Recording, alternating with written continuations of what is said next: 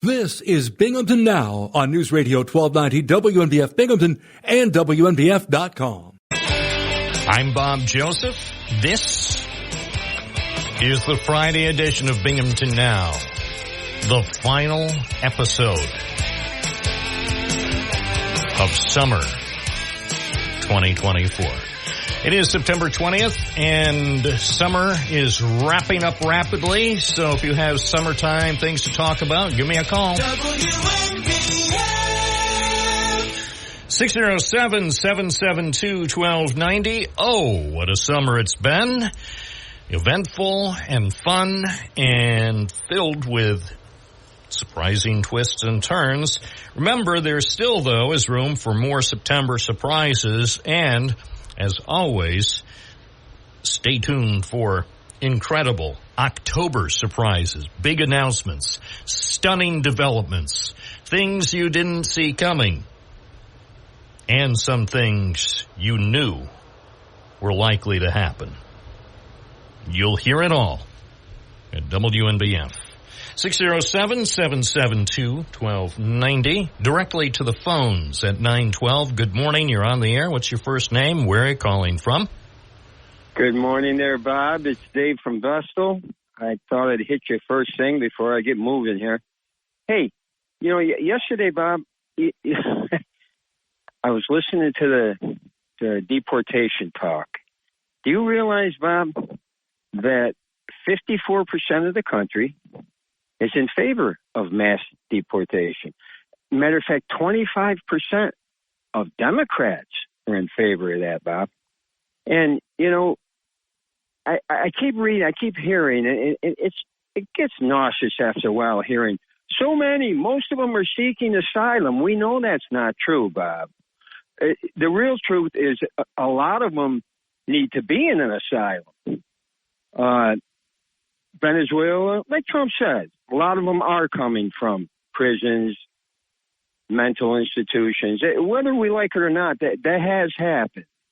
And bad actors have gotten into our country, Bob. Something we need to be very, very worried about. We don't know where they're at and what they're planning. And, you know, for them to think that this administration deserves another 4 years, Bob, in office after they caused that, they should be screaming at their rallies. We promised to fix everything that we broke. That's what they should be saying, because that's the truth. Why don't they be honest, Bob? Really gets to me. Your thoughts? Well, my thoughts is they were left with one heck of a mess. It's like after a 3 or 4 day party where people have just basically taken over the property. Could be the house, could be the yard, could be a park. So imagine, if you will, say Woodstock, except 1,000 times worse, with lots of people rolling around in the mud, doing drugs, drinking, listening to loud music, and, of course, long hair. So they were left, when they took over on January 20th, 2021, with one heck of a mess. And so I would submit to you they probably spent at least the first 6 to 12 months just trying to clean up and disinfect the place, the if you will, the swamp that was created by the previous operator. Well, Bobby, it just gets to me that, you know, that they caused all this, and they didn't cause all of it. A lot of it they inherited. Yeah.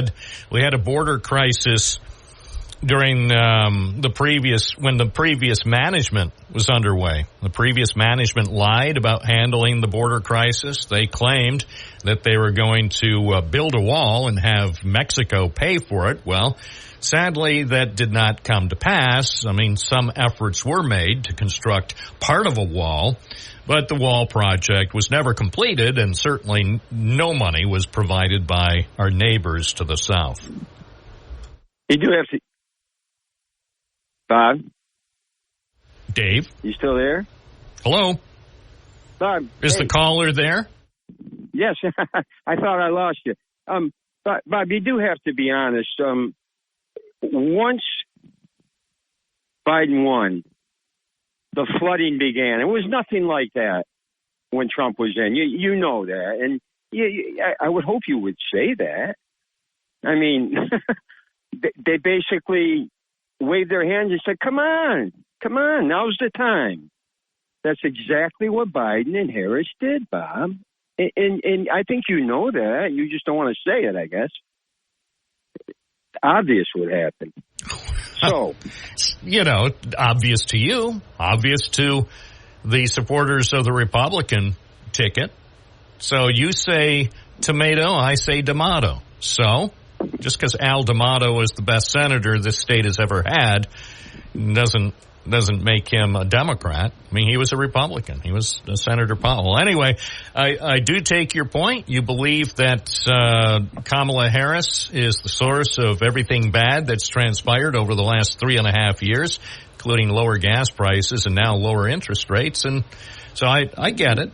There's no expectation, Dave from Vestal, that you or any of your friends are going to vote for her. In fact, they would be stunned. They would be stunned if you or any of your friends would vote for the Democratic ticket. So stick to your guns. Stick to your guns. Continue to support the Republican ticket, and we'll see. We'll let the chips fall where they may. I'm excited. I'm excited about this year's election, including ultimately the results that both candidates are committed to supporting.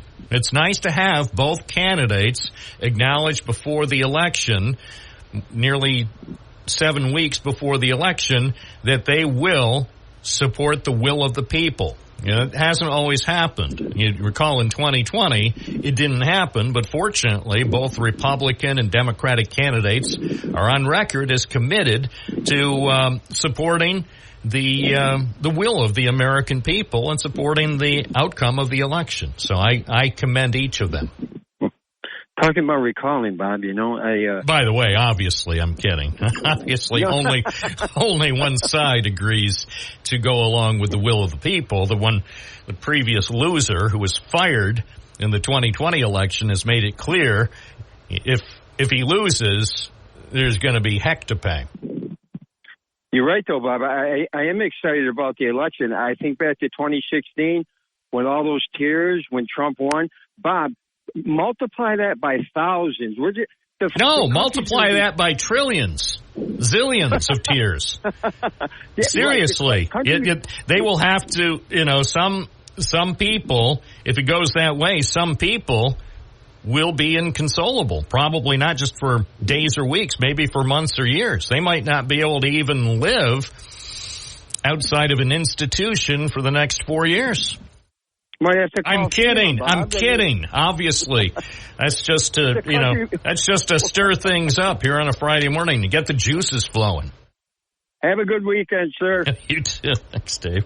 Yeah, everybody is committed to accepting the results of this election, and if it doesn't go your way, remember, don't encourage people to go to the Capitol and say things like it'll be wild, and don't say, Proud Boys, go to the Capitol. The Proud Boys.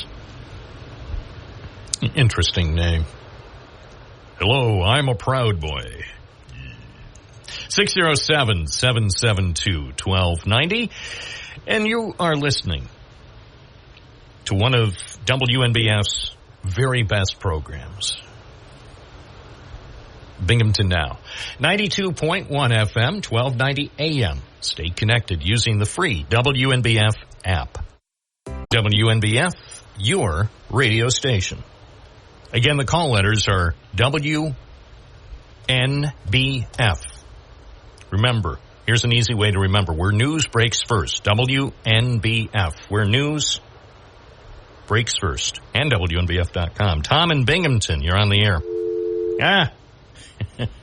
Tom from Endwell, you're on the air. Good morning, Bob. How are you doing? Great. Listen, I would seriously love to have like a solid dialogue with you. You know, when we talk about denying the election, do not forget, and it's funny how they forget, in 2016, the Democrats created the Russia collusion with the dossier that we know now is fake because they strongly believed that the Russians interfered in the election. With that being said, now they're saying that the Iranians hacked the Trump campaign and sent it over to the Democratic Party. If that's true, the Democrats should be outraged right now. They should be outraged, but you know what? They're not. And then let's talk about violence. The 2020 riots happened way before January 6th. Even you would not talk about it. I tried to have conversations with you about the 2020 riots as they were happening, and you would not speak about it. You don't speak about it today. You don't question any Democratic voter that calls your show and they say, oh, yeah, the Proud Boys. You never talk about that. You never question them about the violence that we call mostly peaceful. You never told your viewers how many fires were created, how many police cars were burnt, how many police stations were burnt, how many federal buildings were vandalized, how many people were hospitalized, how many people were killed during the 2020 riot. You never, ever expressed that. And now we have Trump's been assassinated twice, or attempted assassination twice. The FBI is not saying nothing. The Secret Service is not saying nothing. It just goes on. We're not getting any answers. It seems to be okay. I went and listened to liberal media. They're completely fine with it. They're still shouting out all kinds of rhetoric about Trump. They blame everything on the Republicans. I remember Matt Ryan saying, well, the Republicans don't take any accountability. Well, Matt, when have the Democrats ever taken any accountability? The Hunter laptop, that was disinformation. They hid it. We know now it's true. I mean, the list goes on. And you sit there and keep lying to your voters. And when it comes to the border, why don't you tell your people what Trump had in place on the border and how fast the Democrats just took it all down? Trump got blamed for building the cages on the border. That was Joe Biden and Obama. The same with the war that Joe Biden pulled out of. Obama said he was going to pull out of it. He didn't. But what do? You jump right to Trump. That's Trump's fault. You don't blame Obama. You need to start telling your viewers the truth, whether you like it or whether you don't. And that goes for both sides. And Kamala Harris still has not answered one question. Well, she's answered one question. She's answered several questions. She was on last night with Oprah answering questions. So to say that Kamala Harris doesn't answer questions, that's a lie. Of course she answers questions. Okay. She answered questions posed by her friend Oprah last night. I didn't see it. I think I saw a clip. So it's just like Donald Trump answers questions from his friend Sean Hannity, or from his friend Tucker Carlson, or from his friend Elon Musk. That's how campaigning apparently has to be done these days by our presidential candidates. They don't want to answer questions from people who aren't their friends. Bob, that's not even true, because right after the debate, who's the only one that went down to all the reporters from both sides to answer questions? Oh, that doesn't count. That doesn't count. I'm talking about actual sit-down interviews, not these phone-in interviews, these phony phone-in interviews. Hello, Sean, yeah, I wish you could have been golfing with me. Oh, Sean, you're going to come down to Mar-a-Lago this weekend too? Come on, man. We're dealing, which actually, that's a good point. Now, Hannity, who used to be a New York guy, now is a Florida guy. So you've got Florida guys trying to run the country, Hannity and Trump, Florida guys, trying to tell us New Yorkers what to do. Hey, look, you guys left New York. Enjoy Florida. You're Florida guys now. Yeah. And again, the bottom line, sadly, Tom, the bottom line is, and I do agree with part of the point you're making about Kamala Harris. Yes, she needs to be interviewed in a live setting one-on-one by somebody who has a clue, not by a friend. And I'm not saying Oprah doesn't have a clue. Oprah does have a clue and all the money, except for what Elon Musk has. But these interviews with friends, Kamala Harris with Oprah, Donald Trump with Hannity and other friends, it doesn't cut it. Questions posed by your friends don't count. You know, and I do want to put this out there. You know, the Democrats talk about democracy, right? So let me ask you a question. You're an intelligent guy. About 5 months ago, maybe 5.5 months ago, the Democrats wanted Kamala out because they strongly believed that she was hurting Joe Biden's poll numbers. The liberal media felt the same way. All of a sudden, they just slam her in without the Democratic voters getting to see who they could possibly have. No primary. They just slam her in. This is what you got. This is what you're getting, and you're going to like it. If I was a Democratic voter, I would be upset. And what worries me about that, if they get away with this once, they're going to do it again. And people are just so cloudy, like, it's okay. That's not okay what they did. That's not okay. You know it, I know it, and everybody else knows it. And jumping back to the border, Trump was supposed to pay for the wall. Why don't you tell your viewers who's paying for all these illegals? Trump wasn't supposed to pay for the wall. Mexico was supposed to. And there's my problem. You know, if he had only told the truth that I'm going to build part of a wall and the American people are going to pay for it, hey, I would support him right now. But instead, he said he was going to build the whole wall and Mexico was going to pay for it, neither of which is true. So I can't help it that he lied. Who's paying for all these illegals? And how much is that going to cost the taxpayers? On top of everything that Kamala Harris wants to give away. Like, I just don't understand. It comes down to, again, most people can agree the choices aren't good. These are the choices we have, my friend. And the truth is, hey, you know, you can write in RFK Jr. if you want, or anybody else. You could write in Mickey Mouse. We are stuck with these two imperfect choices. Americans will choose either Donald Trump or Kamala Harris this year. Am I happy about it? No. I'm resigned to it. I understand how the system works. The system always seems to present us with two major party candidates who are not the best nor the brightest. But then you have to ask yourself, and I hate when it comes down to this. I try not to use the word hate. I'll just say I strongly dislike having to choose the person who is less onerous, because it comes down to sometimes making a choice. Who do you think, can guide us through the next 4 years with causing the least amount of problems domestically and internationally? And also, just in terms of blood pressure, the average blood pressure for the nation, who is going to help bring the national blood pressure average down in the next 4 years? So if you want nonstop wackiness and weirdness for the next 4 years, you can choose one candidate. If you want something other than that, there's another candidate. Again, these are not the candidates, Dave, I would have chosen for either party. There are, in my humble opinion, there are better Republicans and better Democrats to be our next president.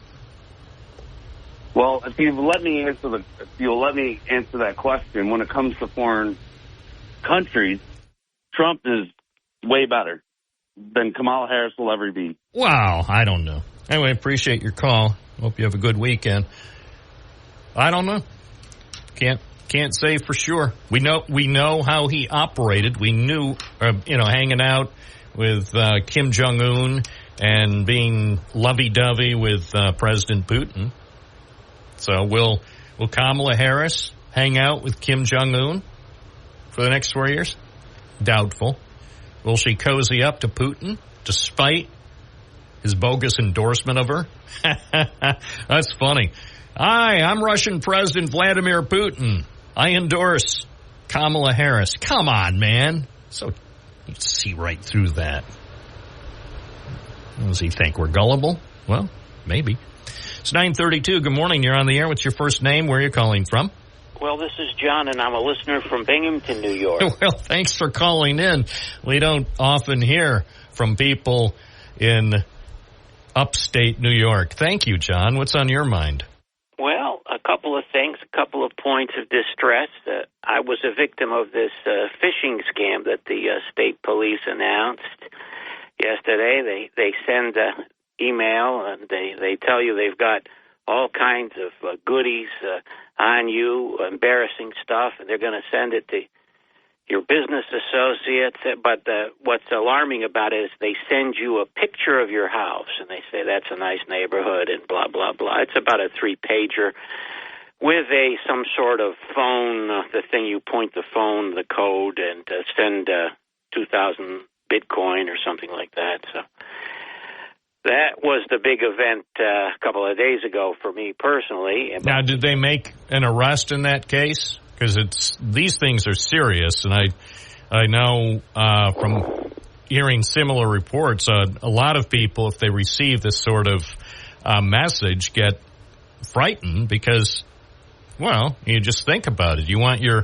everything on your laptop on the front page of the New York Post, a la Hunter Biden. You know, sort of like what happened to Hunter Biden, except somewhat different because Hunter Biden wasn't offered a way out. Hunter Biden's stuff just wound up on the front page of the Post, and even if he had $10, he couldn't dissuade him because Rupert Murdoch decided to take Hunter Biden's laptop and put it out there to sell papers. So did they arrest somebody?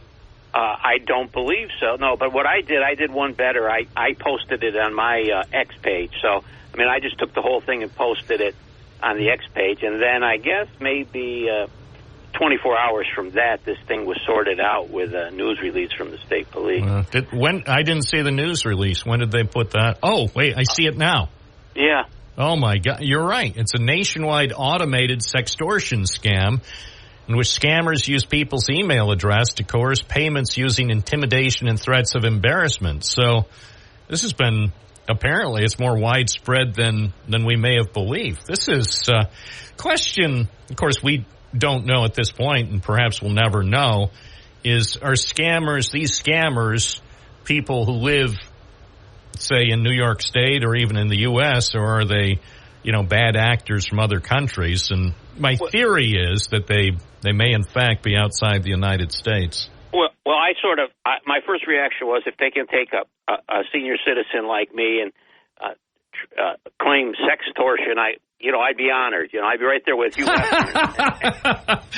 Well, yeah, after a certain point, I guess, be like, well, thank you very much. But yeah, I mean, on a serious side, though, some people, and of all ages, I mean, not just older people, but say even younger people, if they get one of these notes, and it's clearly they have access to some of your information, and I think it's well known that none of our information really is private anymore. We gave up privacy when the internet was rolled out, so privacy is just a quaint notion. So much of our personal information is out there. So if people want to come up with one of these scams, they can fashion a note and provide sometimes so much detail, it could be frightening. It could. Well, so when you first saw this, and I know because you read news accounts, you certainly have seen news accounts of scams like this in the past. When you first read it, did you just say, oh, just a scam, I'm not worried, or did you at least at first say, this is kind of creepy? Well, I do have enemies locally, so... Well, and that's the thing. See, yeah. And again, I mean, we're not telling tales out of school. There are at least one or two people, and I'm not going to name their names, but I think people can surmise one or two people who might be inclined. And I would never accuse them of stooping this low. I don't think necessarily they would. But a couple of people that I can think of who might think, oh, well, if John is being targeted in some sort of scam like that, they might say, and John, pardon me for saying this, but they might say, serves him right. Yeah, exactly. So, and again, I don't think it's personal. I think it's just, oh, okay, maybe it is personal. But again, this type of thing should never be done. And as the state police, and you're right, I'm looking, this is a pretty lengthy news release. And I love where it said, you got to act within 24 to 48 hours unless you pay in Bitcoin to have the content deleted. It's like, well, let me think about this. You are targeting someone, and you claim if you get a certain amount in Bitcoin that the information will be deleted in 24 to 48 hours. Hey, if you're that type of person to come up with this scam, I wouldn't believe that you'd ever delete it. You're going to be back in 2 weeks asking for twice as much or something. They're not going to. Well, anytime you get yeah. Wait, what were you about to say? The picture of your house, and we know your street, and we know where you live, that type of thing is. Well, and that's the thing. Don't people? I mean, even scammers. Don't scammers have a code of conduct anymore? I mean, back in the day. And because you remember the papers. I mean, I look back, say, at the local paper, usually from 50 years ago today, and even back in 1974, the paper was filled, not every day, but probably at least once or twice a week, with scams. But they didn't have the internet to use as a convenient tool, and they couldn't send their goofball scam directly to your phone or to your laptop or whatever. But scams have been with us always, and they always will. You can't tell people to stop scam. Well, you can. Please stop scamming. Oh, okay, I'll go out and get a job. Here's the thing. They work because nobody sits at an office or by a phone or by a computer all day long if they didn't have some success. So whether they're clipping coupons or running something else, they have gotten people to go along with the scam. One more thing while I'm at it. Yesterday was the county legislature meeting. I was asking questions after the meeting, and all of a sudden, and there were legislators there were legislative staff. All of a sudden, Broome County Security said the building's closed and threw me out. They one of them touched me. It was quite a scene. That's why I'm looking forward to the case John Solak versus Broome County, which has been delayed until October. I guess Dan Reynolds is trying to delay it until after the election, but it should be moving forward in a few weeks. We should have their answers and stuff like that. But I'm telling you this, Bob, and this is based on 50 years and has nothing to do with cameras. People that run these school boards, people that are in elected office, large swaths of them think they're running a private business. Some of them are congenial. Some of them are manipulative. Some of them are just mean and nasty. But the people under them, and I'm talking about Broome County Security, they have no respect for the public. They have no respect for the process. They don't know what citizenship is. They think they own the enterprise. And this is a very, very big problem. And I don't care whether it's the town of Owego, Binghamton, Broome County, anywhere along the rail trail. This thing is very, very bad. And people that are in public office, they have got to stop this intimidation of people who only want to participate and ask questions. Appreciate your call.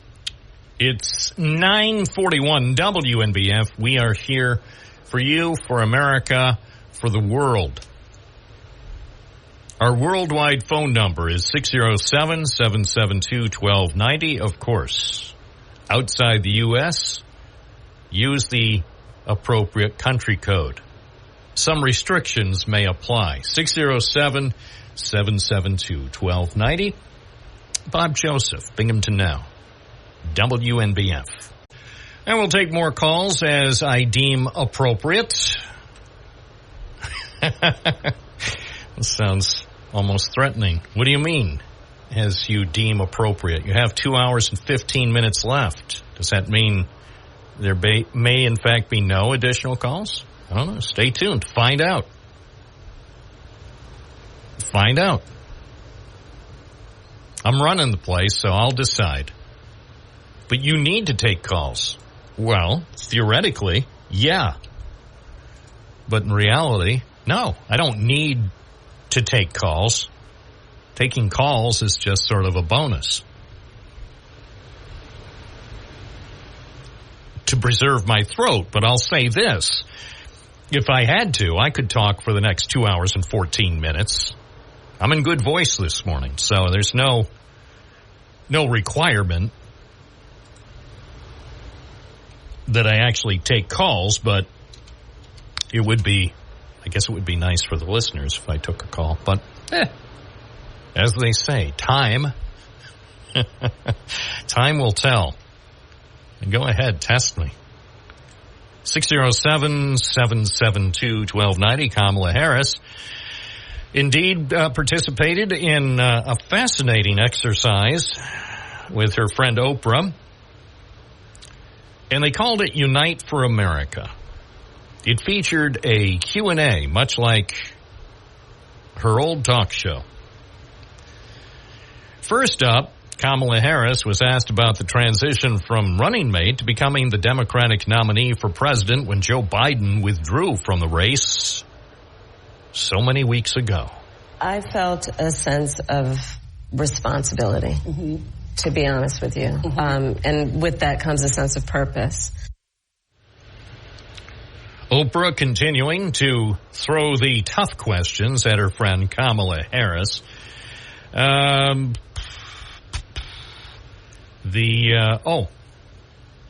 What kind of moments? What kind of moments are you dealing with? With this stunning twist that is clearing a path, a direct path for you to become the most powerful person on the planet. What do you think about that? We each have those moments in our lives where it's time to step up. Okay. I'm going to have to go see if they've got a tape of this. I mean, the whole thing, instead of just the items in my little stack of stuff.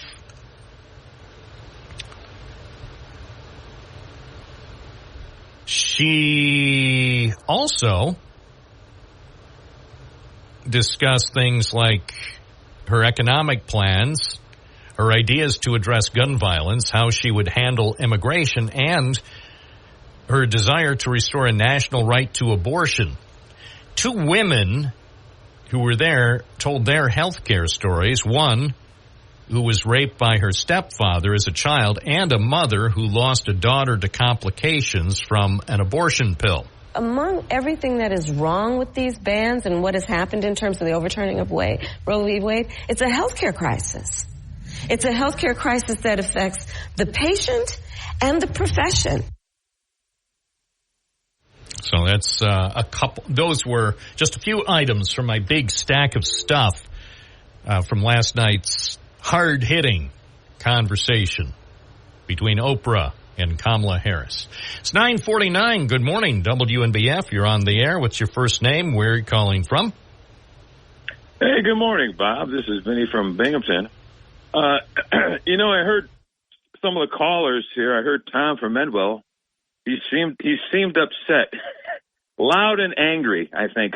I didn't really come away with that impression. He just seemed seemed somewhat exasperated, but as far as loud and angry, he seemed the usual decibel level. And as far as anger, could be hungry. Well, I think what gets me is I don't know what it is with these Trumpers that call in this program and go after you because you don't think like them. I just don't understand it.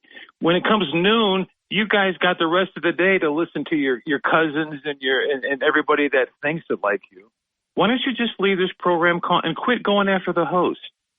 Well, that is an interesting concept. Sometimes I've wondered why I'm such a target when all I am is sort of like Rush, just a lovable little fuzzball. Actually, I'll submit to you, I'm even more lovable than the late Rush was. I am a man of the people.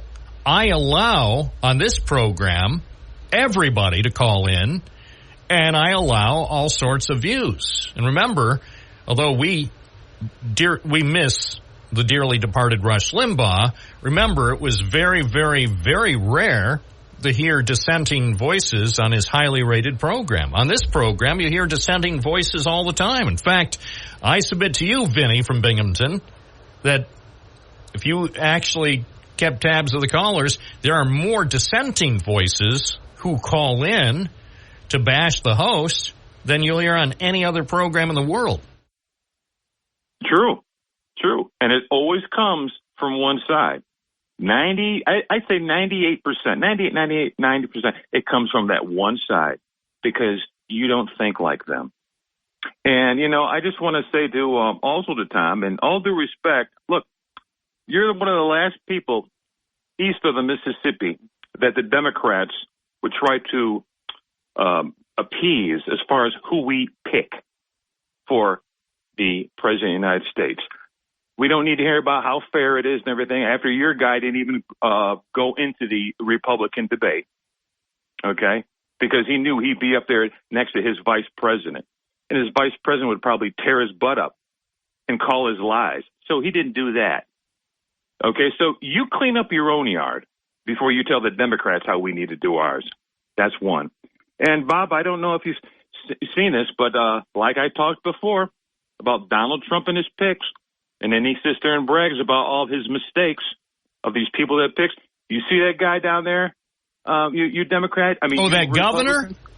Yeah. Mark my Robinson. gosh. Did you hear what they said he said? Oh, yeah. Oh, my gosh. I almost, and you know how much I love coffee, so I'm reluctant to spit it out. But when I woke up this morning and heard that on the first newscast, well, fortunately, I wasn't drinking coffee yet. I had yet to pour my first cup. But if I heard what they say he said when I had my first slug of coffee, I would have done a spit take. I was honestly shocked that a governor would say something like that. Bob, the George Santos of the South. This guy I told you months ago, this guy's a mess. And the rhetoric that he's talking about, and now I guess he was supposed to speak at one of these gatherings. They canceled it. He's got COVID. Well, just like New York City's Mayor Eric Adams, when the crisis continued to deepen and more of the people in his administration were being scrutinized for all sorts of alleged improprieties, suddenly he conveniently was diagnosed with COVID, so he could no longer show up at City Hall to take questions from fine reporters. It's interesting how COVID spreads these days, especially among high-profile people when they're under fire. Yeah. Well, Bob, like I said, did you interview this person? You hired him? Did you vet this guy? Did you do it? They got Eric Trump talking. He's like, we know Mark. We like him. And we've got tapes of Trump introducing him at these NRA meetings. Oh, this guy, I love him. He's like a Martin Luther King. This is Trump. Didn't he say he was like Martin Luther King on steroids? Oh, yeah. It's like, what? Martin Luther King was never like that. I never met Martin Luther King, but I heard many of his speeches, and I read a lot about him. Martin Luther King Jr. was not like Brian Kemp. No, and Bob. By the way, I misspoke. It's Brian Kemp is the current governor. And now I'm forgetting the current. Who's the guy? I can't even think of his name. What's his name? The governor for North Carolina? Yeah, it's the lieutenant governor, right? Who's under scrutiny. That's who he is. That's who might. Yeah. So he's lieutenant governor right now. So explain to me how somebody of this, and we'll say allegedly dubious character, made it to the level of lieutenant governor. Now, some would argue that the post of lieutenant governor is really not that important. I, on the other hand, would say, yeah, lieutenant governor is really important, whether it's in New York or any other state. Look what happens when a governor resigns. We've had that in New York, where the lieutenant governor had to become governor when the people or the person who was elected as governor had to leave early. Look at Elliot Spitzer and look at Andrew Cuomo. Their lieutenant governors had to step up to the plate. So the question is, does Georgia deserve that kind of leadership? Exactly, Bob. But when I talk about the Republican Party and the Trumpers, it just becomes so delusional. I mean, here we are in 2024, and you've got the ex-first lady talking about her nude pictures and saying, where did this come from? Did you see that with Melania? No, what happened? With her nude now with her nude pictures. Oh, what, she's selling nude pictures? No, she's standing behind them. She goes, people had to... Nobody was talking about you with nude pictures, but she's got to come out. It sounds like another diversion. I don't know if it's because of her book coming out or what. She wants to get those sales. Oh, yeah. I bet it has something to do with her book. I bet. I mean, some of the comedians are joking about it. They're like, and by the way, I kept saying Georgia. I meant North Carolina. I apologize. Oh, okay. It's no wonder. Yep. People say, Bob, how could you lie like that? No, it's an honest mistake. For some reason, I got confused between, and people say, how could you possibly mix up Georgia and North Carolina? Well, because first time I heard the story was when I had just woken up from a slumber, so I wasn't paying close attention to the state, as Lieutenant Governor Mark Robinson of North Carolina. So I apologize to all the good people of Georgia. Well, oh yeah, and Bob, one last thing. The call yesterday, Vic, I want him to know that right after that first assassination attempt, I did call in and I talked about the AK. And I was once again, why can't we come together and at least make it harder for people to purchase this weapon of war? I did. Because as you see what happened in Florida, what was that guy about to use? The same gun. So to my at least he didn't buy it from a gun shop in Endicott on East Main Street or Nanacoke Avenue, so there's that. Anyway, I appreciate your call. It's deeply disturbing. Lots of things are at the moment. More calls coming up. I'm Bob Joseph on WNBF. It's Friday morning. I'm Bob Joseph. We welcome back to the program Binghamton Mayor Jared Cram. Hi. Bob, good morning. And we're getting a let out here on a Friday. Thank you. We're coming off the heels of a Jets 24-3 victory. Yeah, against the Patriots. Against the Patriots. So it's been a long time since the Jets embarrassed New England on national TV, probably during the Ford administration or something. But it's getting people going here on a Friday. Well, a little Led Zeppelin. Hey, that's why people are smiling. You auditioning for a slot over on the Whale? Classic rock. I might, yeah, anything we'll do. We'll get the let out. I don't know if they still do that. They used to. You could host a morning show and bill yourself, I'm the mayor of Binghamton. It's like, actually, yes, you are. Yeah, that's right. That's a morning zoo type of nickname. Exactly. Let's hear from the mayor, and, it's, I'll get the sound effects and everything down. Jared, Megan, Tim, and Bob in the morning. It's like, that's right. It's the Binghamton Morning Zoo. We'll do prank calls, everything we need. Everything, trivia. America, and big cash prizes. That's right. I grew up watching or listening to, town square media stations that had these great morning shows, Battle of the Sexes trivia and, the latest news and, top 40 songs. It was what And remember, don't forget the Hawk. Even if you didn't listen to the Hawk a lot, the Hawk continues to be the most powerful radio station in Binghamton because the country format that they implemented, believe it or not, 40 years ago, is still the dominant format. And it's hard to believe. I remember when they started their format, some people here with our company back in the day said, well, because it used to be a station called WQYT. And I was the voice of that, so I was so proud of reading those liners, the quiet island. It was so quiet. It was elevator music, and every doctor's office, dentist office, lawyer's office, and most businesses in town used it for background music because they didn't want to pay for a monthly music service. So they were despondent when in January 1984, WQYT had its plug pulled, and I was there for the final moment, the final seconds, and a lot of people were irate that their beautiful music station was gone. Then 5 o'clock the next morning, the Hawk comes on the air, and they haven't stopped since. They haven't looked back. It was the most important radio format change in the history of Binghamton. And as much as I was a little dubious. And it turned out to be the wisest business move in Binghamton radio. And Hawk's been number one pretty much since, right? From its inception. And people have tried desperately to knock him off. You can't knock off the Hawk. I listen to a lot of podcasts in the car, right? But if I don't have my phone plugged in, the radio's on 98.1. I will have to say, it's timeless. Mm-hmm. I'll say, I don't know who the people are who run this place, but they're running some good stations. I mean, NBF and the Hawk and the Whale and Kiss 104.1.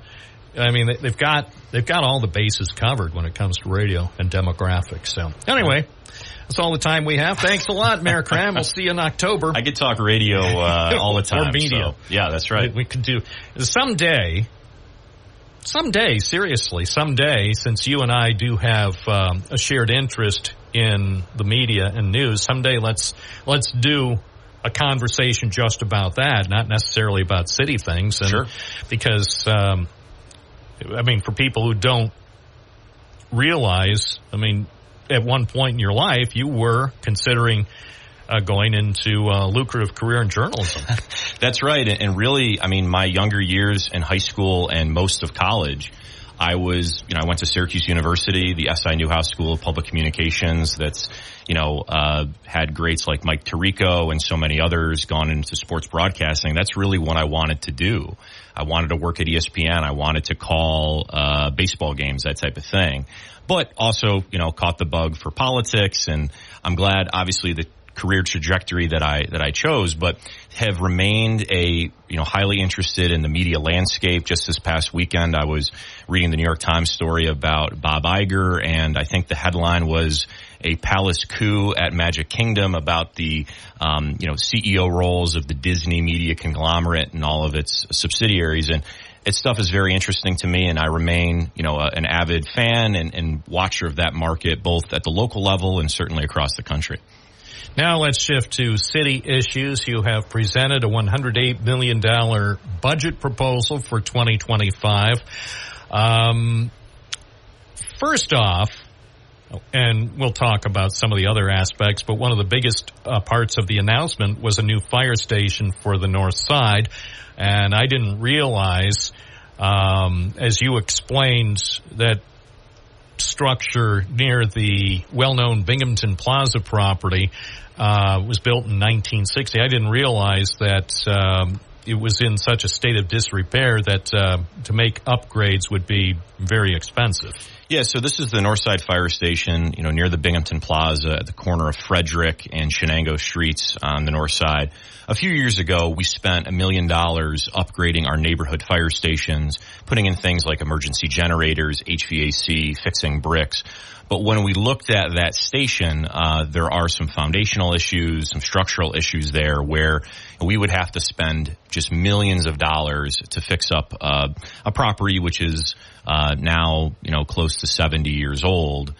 So it wouldn't make financial sense to do that. So what I included in the 2025 budget is funding for engineering, architectural work. We don't have a site that's selected right now. All we want to do is start the process to find a site and find a design and a site plan that works for a new fire station. What we found out in constructing the new fire headquarters on Court Street is that the advances in ways that you set up fire stations to protect the firefighters from the carcinogens when they come back from a fire, what is needed in terms of space to accommodate training, vehicles. Those old style stations that kind of are in neighborhoods across Binghamton certainly have historical charm, certainly are important neighborhood anchors, but are not purpose-built for the 21st century. So financially speaking, it is going to be much better for us to construct a new station, and having a multi-year approach by getting a design, getting some cost estimates. I'm confident we can work with state and federal officials to get grant funding to pay for large portions when the project is actually constructed, which would be in several years from now. So next year we're focusing on design, finding a site that works. We'll work with our fire admin as well as the fire union to make sure that we have something that works for everyone. I'm just thinking about the way things are currently set up. So you've got that existing station on West State Street. There's another station that serves the east side over on Robinson Street.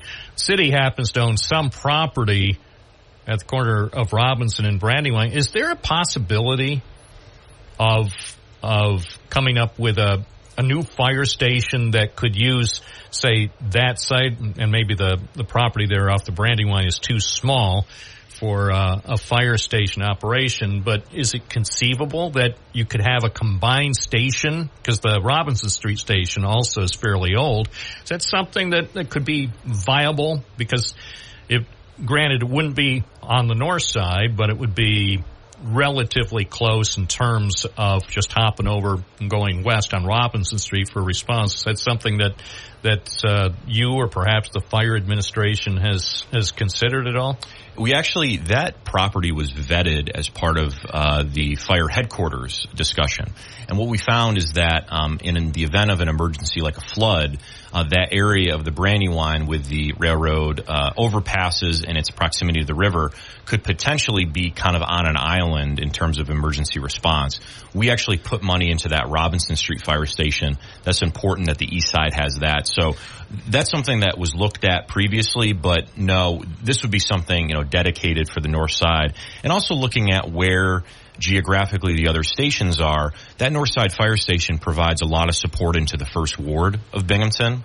The West Side Fire Station is kind of on its own and responds to a lot of calls. So we're looking at that too to see what are response times. But when we did a study many years ago about fire response, we brought in some national experts. And what they found is that what matters a lot more than where the stations are is making sure that you have enough firefighters. That in the case of an emergency, if a building is on fire and another building, God forbid, catches fire, you have the staffing to make it work. So the kind of example was used is that as long as you've got a couple fire trucks, if you've got 20 firefighters in a bus that arrive on the scene, that's about the same in terms of putting out a fire, saving lives, as having these other stations. But these stations also provide a neighborhood anchor. They, in the case of, the Court Street station, kind of cleaned up an entire block. So we're going to look at that aspect as well. And you also, now that I think about it, looking at that Robinson Street site, or Brandywine site near Robinson that I just mentioned, it's also in close proximity to the railroad track. So if you wind up with a situation as sometimes the city has had with, say, a leaking rail tanker or whatever, you could wind up with a fire station very close to a dangerous spot too, and that might not make sense. One other thing, though, since the city has that property off the Brandywine, is there any plan to come up with a new use for it or put that unused property or underutilized property on the market?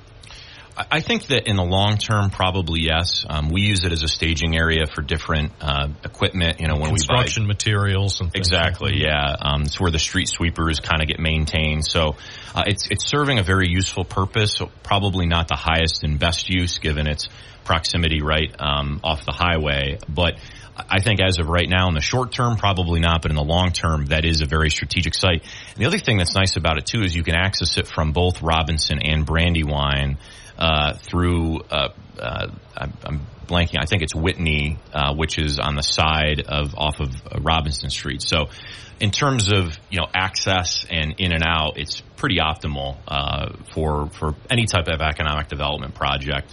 We haven't been approached by anyone new or recent, so I wouldn't rule it out in the future. Great site for one of those national franchise chains that sells chicken sandwiches that you hear rumors about.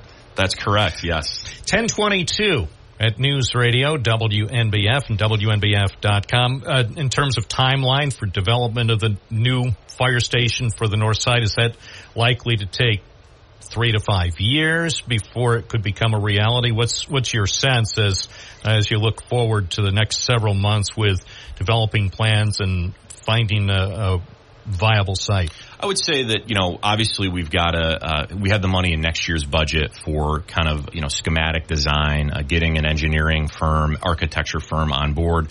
So 2025 will be kind of the site selection and original kind of early designs, trying to get a cost estimate. Obviously, the price of construction is quite high these days. I would say 2026 becomes where we actually get to maybe bidded drawings and then interface with our state and federal officials on obtaining grants. And then I would say maybe going into 2027 construction of that new station, if all goes kind of according to plan. Based on what the city spent for the new fire station on Court Street, the fire headquarters, do you have any general sense of how much a new station for the north side might cost, given current expenses? Obviously, as everybody knows, construction costs continue to escalate, probably faster than general inflation. Any projections of what the new station will cost? I think it's, conservatively, I think you're looking at probably $4 to $5 million, just based on the cost of construction. And again, adding to what should be a state-of-the-art type of facility. The way that the current neighborhood stations were built, they weren't thinking about clean and dirty areas for when the fire trucks come in, having the space for training, having the space to have, more people, sleep at the fire station on a given night. So it's going to be bigger than I think a little bit some of the other stations, but certainly not to the extent of the fire headquarters, which had to do a lot of different duties as part of that. Does your proposed budget call for any other changes in fire department operations, either enhancements or anything that will be altered in terms of staffing or other operations for the fire department in 2025? Nope, no changes in staffing, no changes to the stations. As mentioned, the last couple of years we've spent north of $3 million upgrading the fire apparatus, a new pumper truck for the south side, a new rescue truck for downtown. We have on order right now an aerial tower, which is the kind of high reach tower truck, which the lead time on that, believe it or not, is a 3-year build time. So if you wanted to buy a fire truck, Bob, today, you'd have to wait 3 years for it to come in off the lot. So these things have a lot of lead time. So that's been our main focus, is facilities and apparatus with the fire department to kind of modernize everything, not use equipment well beyond its useful life. How much is that aerial tower costing? Do you recall? $1.9 million. It's interesting. Fire apparatus is not cheap, so think about that. Approaching $2 million for piece of equipment, and a new fire station might cost maybe just a little over double or 2.5 times that. It puts it into some perspective why, fortunately, fire equipment does, I think, have generally a useful life of maybe a couple decades, but no piece of equipment is cheap to replace. That's correct, and that's why, going after grants for these types of things is so important, whether it's even just to cover some of the costs or, help chip away at what local taxpayers are paying. Our fire department responded to 11,000 calls for service in 2023. I mean, they're the busiest, obviously, agency locally, so we have to make sure that they have the equipment that is reliable, that, can potentially save someone's life. And they can come in any color as long as it's red.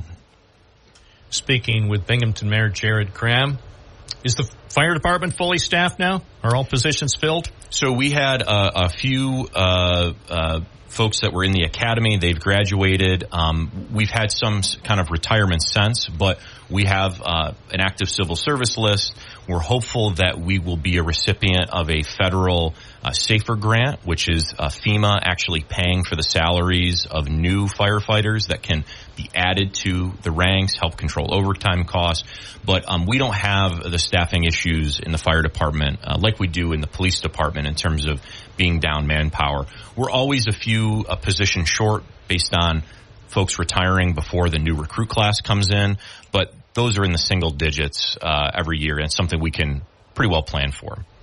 And exactly segueing into what I planned on, the other big aspect of public safety and a critical part, in fact, as you pointed out in your budget message, the biggest single department spending is for the police department.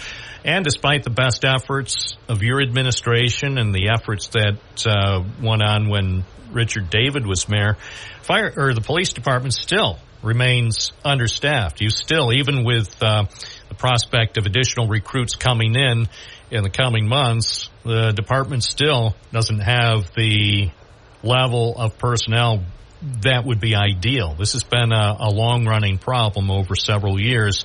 So what is the best way? Well, first, give an explanation of why it is that the Binghamton Police Department, even in 2025, will not have as many people as really would be needed, ideally. Sure. I think what you've seen over the course of the last decade or so, and this is a nationwide trend, is less and less people choosing to enter law enforcement as a profession.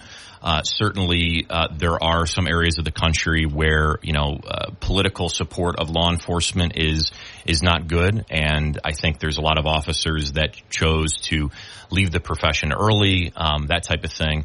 There's also kind of the realities of life as a police officer in 2024. You're dealing with a lot more mental health calls for service. You never know with the prevalence of ghost guns and illegal guns on our street. It's a very dangerous job. So we have, to fully staff these departments, make sure that they can do the proactive policing that's necessary. So a little bit of history here, and as you've covered, certainly during the David administration, there was a focus on public safety, adding back budgeted positions that were cut previously.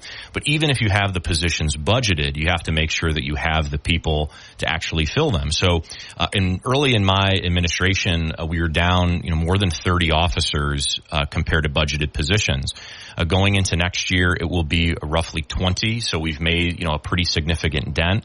And my prediction is that within 2 to 3 years, we should be back fully staffed. We have the largest civil service list of people who are signing up to take the exam in several years. I believe it was more than 90.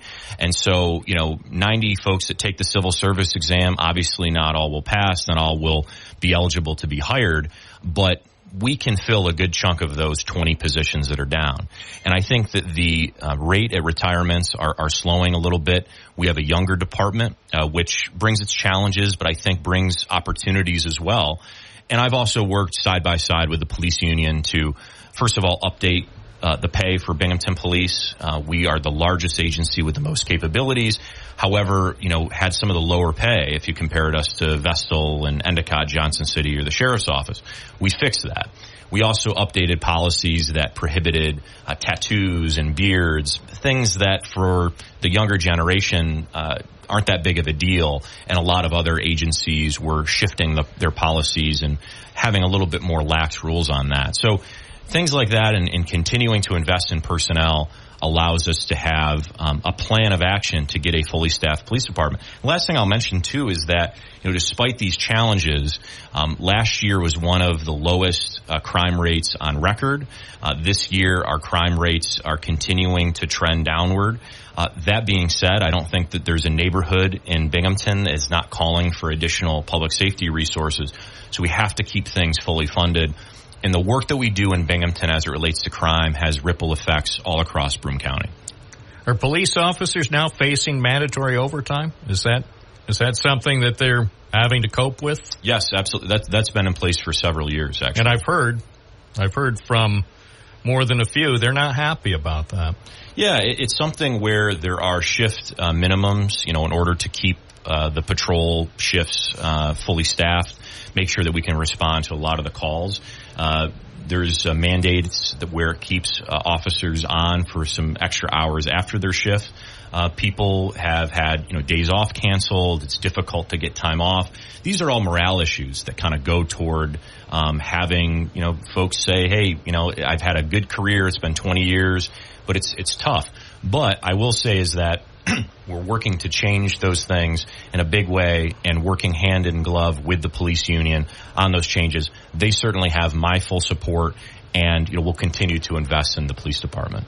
Over the last few years, there has been a pretty noticeable trend of people shifting from Binghamton Police to other agencies, whether it's the sheriff's office or the other police departments here in Broome County, or sometimes, and perhaps more understandably with state police because of the much higher pay. But just the fact that, say, over the last at least 5 years or even the better part of a decade, the city has lost a lot of really good young law enforcement talent. And was it only because of the difference in pay, or have there been other factors that have contributed to the loss of potentially some of the most promising police officers over the last several years? What I would say is that the nature of policing in an urban core like Binghamton is different than running highway patrol for the state police. It's different than being a law enforcement officer in maybe some of the suburban parts of Broome County. It's a different type of job. I would argue that it's a little bit harder job. So I think you've got the realities of, Binghamton having the largest law enforcement agency, having, a very tough job. But I also think, too, what you mentioned is starting to shift as well. We're getting transfers to come into the City of Binghamton Police Department just to this month that were at other upstate agencies, in fact, one local agency. So that shift, it seems to be swinging in the other direction. And again, as we continue to hire and build more manpower, those mandated overtimes will go down, the days off will go up, the ability for us to assign officers to special details where they're not responding to calls but focusing on traffic safety or narcotics investigations or hotspot policing. Those are all things that add to the quality of work for a police officer. And, I was able to speak to our class of, recruits that will be hitting the road just in a few months, and they're really eager to be public servants. It's a diverse class this year. They're interested in helping people, and as I've often said, I believe the Binghamton Police Department is a major force for good in our community. When was the last time you were on a ride-along with one of the Binghamton police officers? It's been several years, but obviously I stay up to date with everything that goes on a daily basis with the police department. Part of the thing too that I want to do as mayor is I want to let them do what they need to do. I can support them through budgets. I can support them through personnel changes. But it's something that I think is vitally important, and really I view as my number one role as mayor is to provide for public safety for citizens of Binghamton.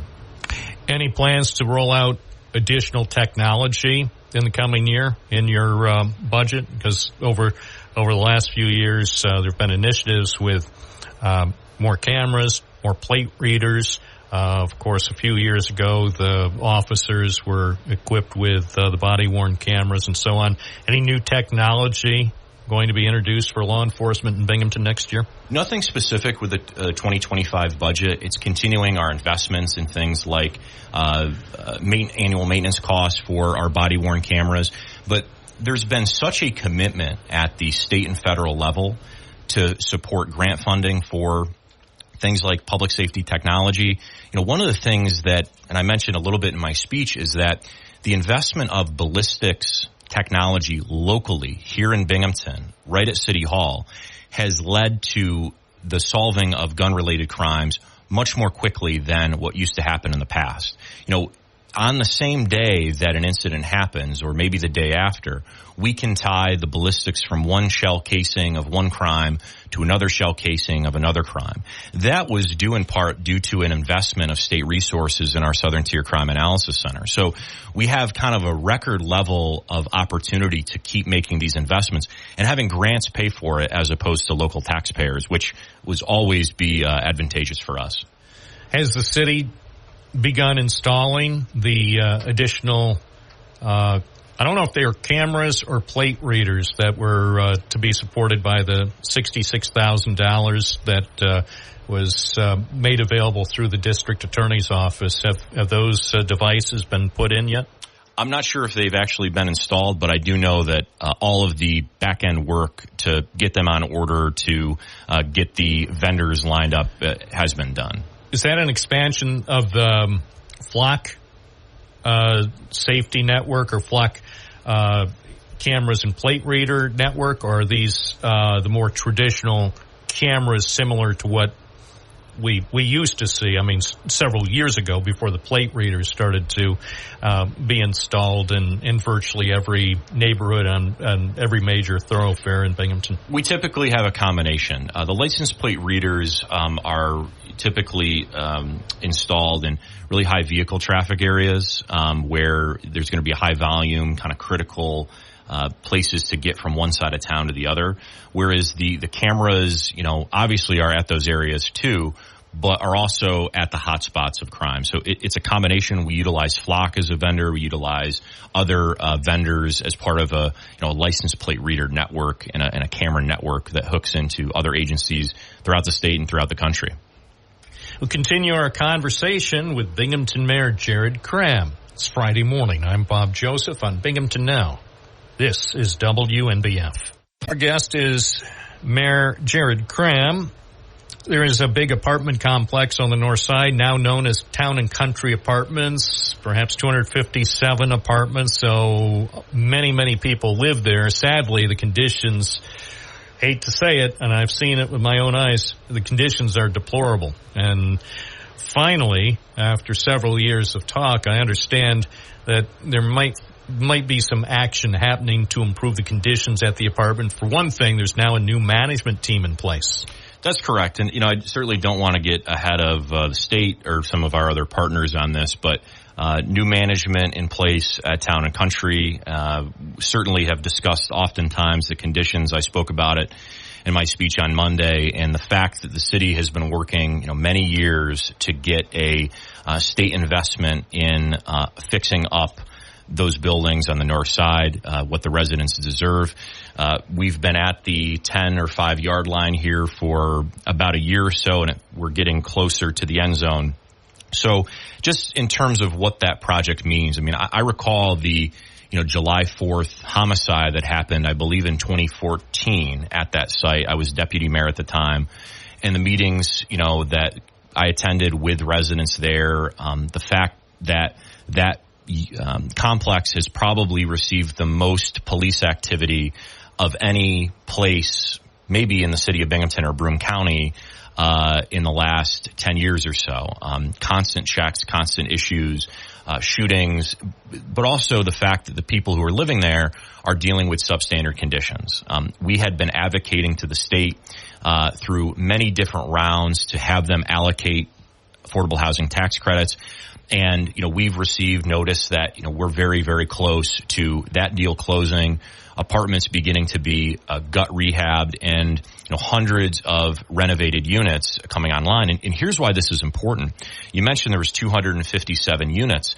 Because of the conditions and because the company's been prepping for this construction and you have to have vacant units, about half of those are offline right now. So call it 125 apartments. Well, having Town and Country rehabilitated and fresh and new is the equivalent of building 125 new unit apartment complex, because they've been offline for many years. That will add to the supply of affordable housing in Binghamton. Families can get into a new safe place, and it will make a huge difference, I think, for the north side. Again, this is a project I've, been advocating to the state about. State officials know my name, and they know that it's been my top priority here for years, and we're very close to the finish line. And when the shovels finally hit the ground, it will be, a great moment for Binghamton's north side. So how soon do you think work could actually commence? I think sometime before the end of the year. We're looking at a closing with the state tax credits sometime before the end of the year. And typically speaking, the developers like to get on it immediately after they have their financing in place. It's 10:44 at WNBF. I'm Bob Joseph, chatting with Binghamton Mayor Jared Cram. One of the things that's perplexed me here in downtown Binghamton over the last several years is a blighted building that's been standing there unoccupied, and at a minimum, it's an eyesore. It's a neighborhood nuisance, and who knows what could happen if nothing's done soon. And it's a building at 263 Washington Street. It used to be called the Kenmore Apartments, next to the building that was renovated, the old Boys and Girls Club building over at the corner of Washington and Clinton Streets. It's interesting to me that back in July 2016, the current deputy mayor, when she was reporting for the Press and Sun Bulletin, had a front page story in the newspaper, and one of the biggest focuses of the story on city eyesores was that building at 263 Washington Street. It said back then that the developers had plans to fix up the building and turn it into housing once that apartment building next door started to bring in more revenue. Well, I've been keeping a close eye on that now for more than 8 years, and essentially nothing substantial has happened. The building, I think, is an attractive nuisance, and I personally believe that it represents a clear and present danger downtown.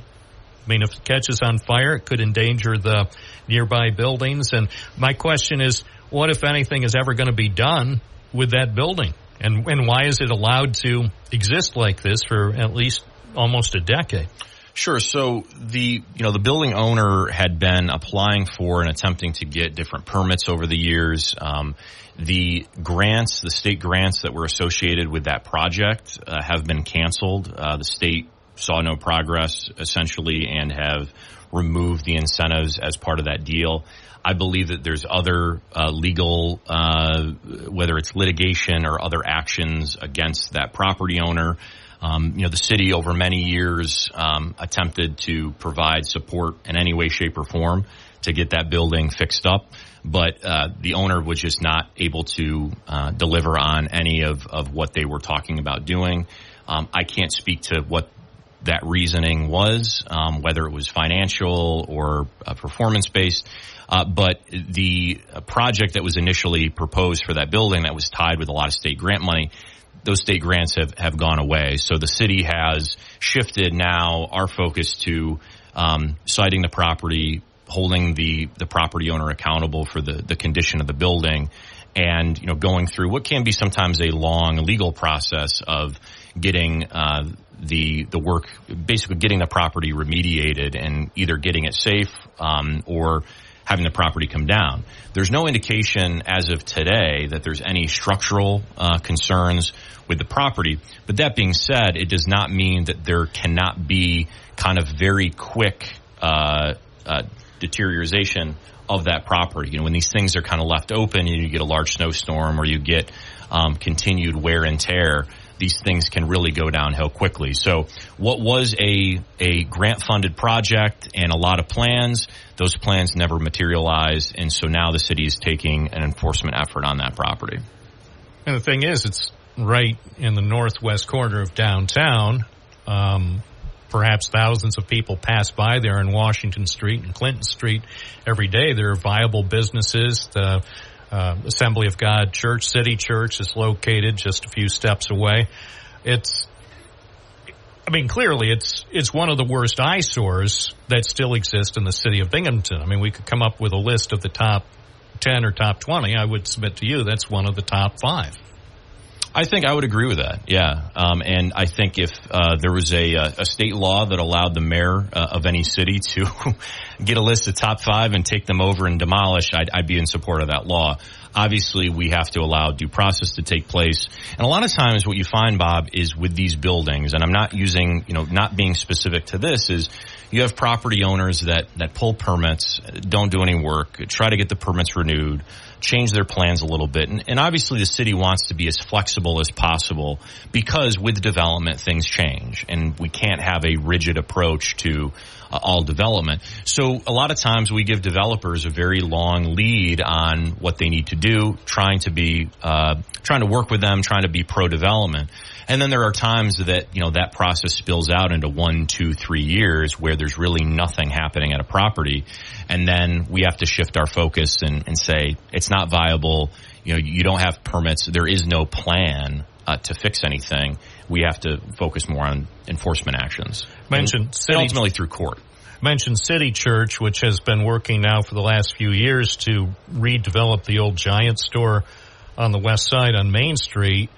And although they have made some progress inside, my understanding is progress has been delayed because they're still awaiting a final permit from the city, and that's causing unnecessary, or in their view, unnecessary delays to getting their project done. And some people are wondering what the holdup is in getting final approval from the city so that massive project, I think when they announced it, they said it was going to be a $6 million project to revitalize or do a complete makeover of that old plaza on Main Street. What's the situation? Why can't they get their final permits? Yeah, I want to be very clear about this. As you mentioned, this is a $6 million project. You've got the availability because of the size of the building for really mass gatherings, hundreds of people, and they have been provided what information they need to submit as part of the project. They have not yet submitted that information. Again, on what we can be helpful to the church, I've had multiple conversations with the head pastor at that church to tell them, you have a punch list to get back to the city. We want to issue you that permit. You really need to get these in. They're not working with an engineering firm per se, so I think that's maybe part of the issue. There's some church volunteers stepping up to do some of the work, but this is a large project that requires certain things, and the ball's really in their court on this one. And, it's nothing that's been delayed due to the city. We're trying to work with them as much as possible. They need to get us information so we can approve a permit. So in your view, the city has done everything in its power to accommodate the church's plans to make sure that all the I's are dotted and the T's are crossed and not stand in the way of progress. That's correct. And actually, we've gone, even above that and have a third-party plan review that took place. So these are design professionals that are not local. This is a service that we offer to other, bigger ticket kind of developments.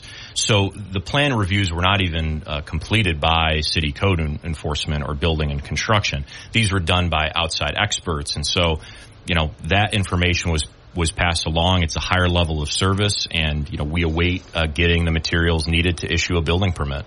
And the other thing I'll say too, Bob, is that other developments of this size have gone through that same process and have been successful. So it's not something that's different for the church.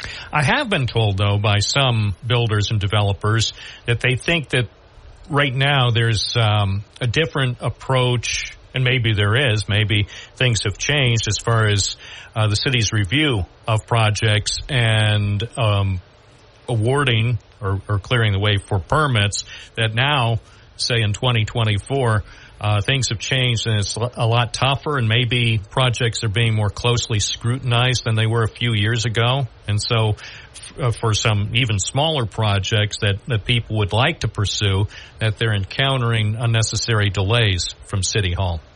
Well, without having any specifics, I can't speak to any specific projects. Has anything really changed, though, as far as you're concerned as mayor? I mean, obviously you were the deputy mayor for the 8 previous years under Rich David.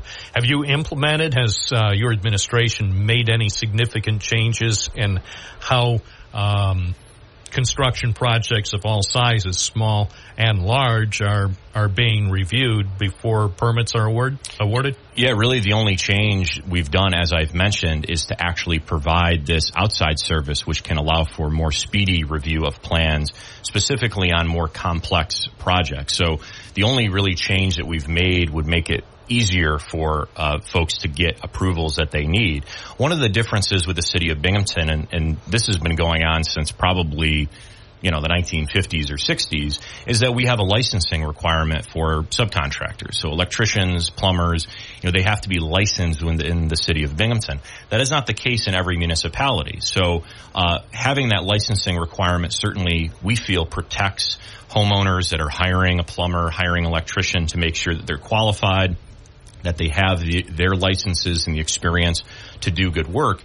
Many of the surrounding municipalities, specifically rural municipalities, do not have that licensing requirement. So that is a difference, but that is something that's been around since, well before my time.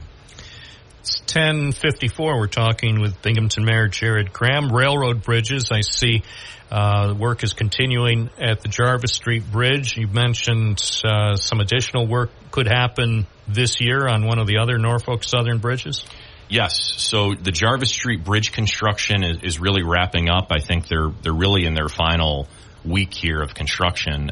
They actually stand to get the job done a few months early, actually, on Jarvis Street. Front Street has received some work, and if you drive by, you'll see some equipment kind of up above on the bridge.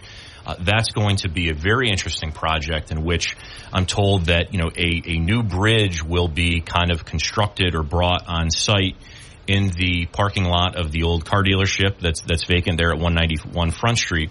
And then instead of closing down that intersection for a period of months, it will be a much shorter time period, and they will actually install a new steel bridge, very much like the other one that's there on Front Street. So we're told as of right now that was going to be before the end of the year. I haven't received a more recent update, but that will be the next bridge to be fixed in Binghamton. And we've also heard from Norfolk Southern that they plan to do, other bridges on the west side that connect the First Ward, Clinton Street, and Main Street over the next couple construction seasons.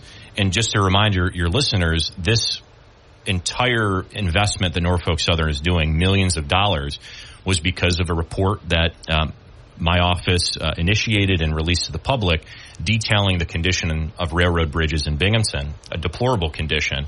We made that publicly. We brought the railroads kind of, put their feet to the fire, and they have acted, and they're fixing up these bridges, which your listeners will know, whether it was Glenwood or Jarvis, have been in terrible condition for decades. And no one ever did anything about them until we took office and we issued that report. The Charles Street Business Park, work continues at 22 Charles Street, where the cogen plant had been. And I understand that Ferromar is making progress on, I believe it's going to be a manufacturing facility with at least a few dozen jobs. As of right now, yep. And they're obviously still in early stages. They need to line up against some state approvals on some incentives. But yes, it's a firm that manufactures building kind of envelope materials, which is kind of a neat story. We went from a natural gas powered peaker power plant to now supporting kind of a clean tech company of the future. So they're doing a lot of deconstruction right now at that site. Quite a bit of work, in fact. I know you visited, and it's a large and unique site, and the fact that it can be repurposed is something I was not sure ever could happen. The city got that donated. It was in between Christmas and New Year's. I'm not sure what exactly year it was, but I remember when we were having those conversations thinking, okay, the city owns a power plant now. What does the future look like? I never would have imagined this project, but it's really great, and we should have some big news soon on that. Also, there has been an expectation at some point of a cannabis growing area at one of the other parts there off Charles Street. Any progress to report on getting, obviously the original plan with the California company is not moving forward, but you've been talking about another entity. Is that moving forward? We await the cannabis regulators of the state of New York. I think at every point in the awarding of licenses, whether it's for retail or manufacturing, the timeframes have been completely wrong on every case from the state. So it was taking a lot longer than anyone would have imagined. But the ball is in the state's court on that. They have to approve all licenses for businesses as it relates to that. Anything new on the cannabis retail shop with the drive-through window at the former A&W location on Upper Court Street? Nothing new, and that's another one of those where actually the state took the lead on the build-out of the store. So, again, that is wholly in the state's hands. I think it would be great if you had someone from the Office of Cannabis Management on the program at some point to talk about the issues of cannabis throughout the state. That'd be a great interview. I will tune in. My list of things to do. Thank you. Binghamton Mayor Jared Cram, thank you. Thanks, Bob. It's 10:59. We'll be taking calls next hour here on WNBF. It's Friday morning. The weekend will start in exactly 50 minutes. So there you go. Something to look forward to.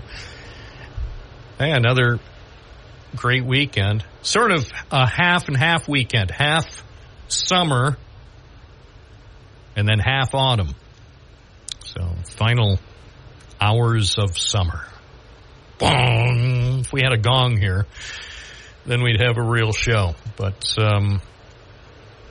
yeah, looks pretty good from here. Again,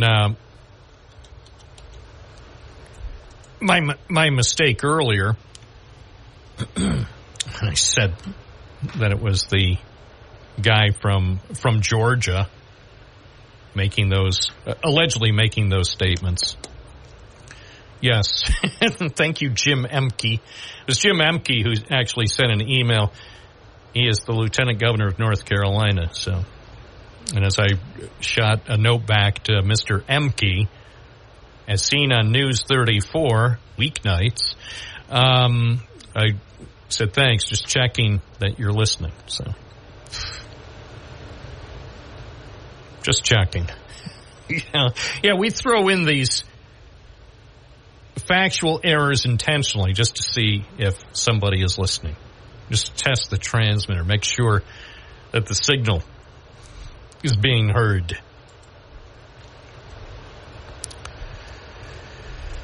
What else is going on? Oh, we have some. Let me just check. Let me just check without mentioning names. Yes, we have some really good guests coming up next week. Not going to mention names. What, Bill O'Reilly? Tune in, America, and enjoy.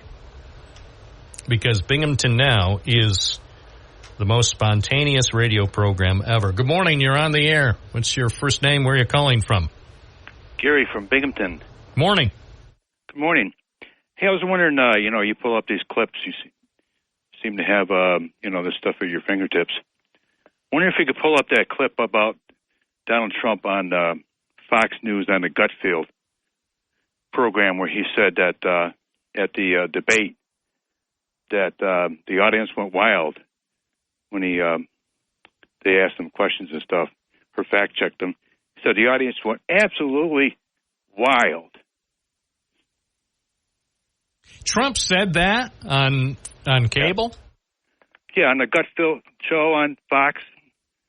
Night before last? Yeah, I wish I watched... No, I was going to lie to you. I was going to say I wish I watched that show, but no, I'm glad I don't. I'd say Greg is an acquired taste. But I will also say that he does the best he can. Yeah, I don't know if I could find that clip. It's, Anyhow, he said the audience went wild. That he was fact-checked 9 to 11 times, and he said the audience just went absolutely wild. He forgot to mention that there was no audience. About the presidential debate. Yes, at ABC. Yeah, right. I can't. Now that does sound. I hate to say it sounds like something he would actually say and intentionally mislead people, because you're right. Unfortunately, I think he wanted an audience, so maybe in his imagination there was, from where he stood, maybe he imagined an audience going wild. He's mentally unstable. Oh, please. He is. I mean, come on, think about it. Come on. He why would somebody say something like that? Well, the audience went wild. They fact-checked me, blah, blah, blah, so many times. And there was no audience. There was nobody in the room. That's crazy. I don't care what you say. So, hey, listen, I want to mention something to the Republican, conservative Republicans. Yeah, be nice. The ones that count their money. This is from Bloomberg. Trump tax cuts would cost more than almost the entire federal agency. It says that Trump and running mate J.D. Vance are campaigning on a grab bag of tax cut proposals that would collectively cost as much as $10.5 trillion over a decade, a massive sum that would exceed the combined budgets of every domestic federal agency. Now, this is money that's going to go to the people that don't need it. This is money going to the rich, the worst, the people that are trying to take over this country. Well, the rich, here's one thing that you may not agree on, but I've been told by people who are wealthy that they always need more money. You might think people who are richer than us really don't need more money. In fact, some people have told me after you get your first $1 billion that you're pretty much set, that even Elon Musk can only spend money $1 billion at a time, except for when he bought Twitter. But no, a lot of wealthy people really think they need a lot more money for some reason. But that money is our money. I know. It's our money that comes out of our pockets. Like the poor are feeding the rich. Now, it's also said that Elon Musk in 2025 is going to be the first trillionaire. Yeah, well, in the world, a trillionaire. But that doesn't make it right.